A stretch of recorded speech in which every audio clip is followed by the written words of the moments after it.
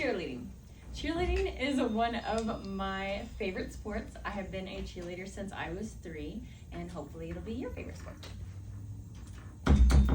So where cheering came from, it started back when they had jousts and they had the Roman Empire and they did gladiator days and everything like that. People were yelling into the crowd.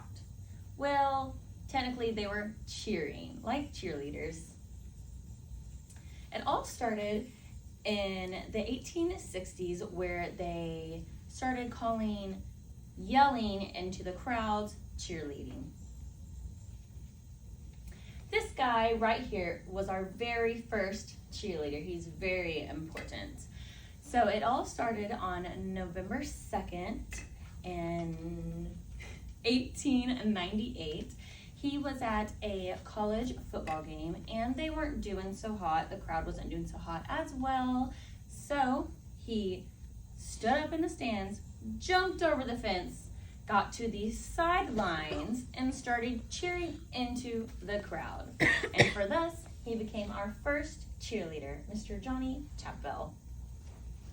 So November 2nd is our birthday of cheerleading.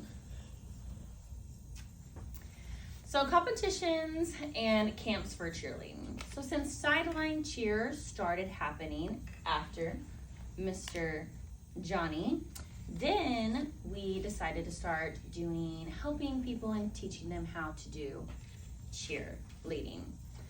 So Mr. Lawrence Herkimer, there's a little hint in his name. I'll tell you about that later. He started to teach in the 1950s about cheerleading in a university. It is now called Sam Houston University, but he taught people how to do sideline cheer. His first class was 52 students, and then his second class was 350 students. So thus he started to make the NCA, which is the National Cheerleaders Association, and they do a whole bunch of camps for everybody. In the late 70s, early 80s, that is when cheerleading started to be on television. And they started to do all-star cheer. Some people still call it all-star cheer, but really it's called competitive cheerleading. And that is when the NCA started to grow really big. So the NCA, again, was founded by Lawrence Herkimer. So a little bit fun fact about his last name, it is Herky, because in cheerleading, one of the jumps is a herky. Now, I wonder who came up with that name. Obviously, the guy who invented the NCA. And so the NCA started growing big. It did all-star cheer. They also have the NCA and the NDA, which is the dance competitive as well.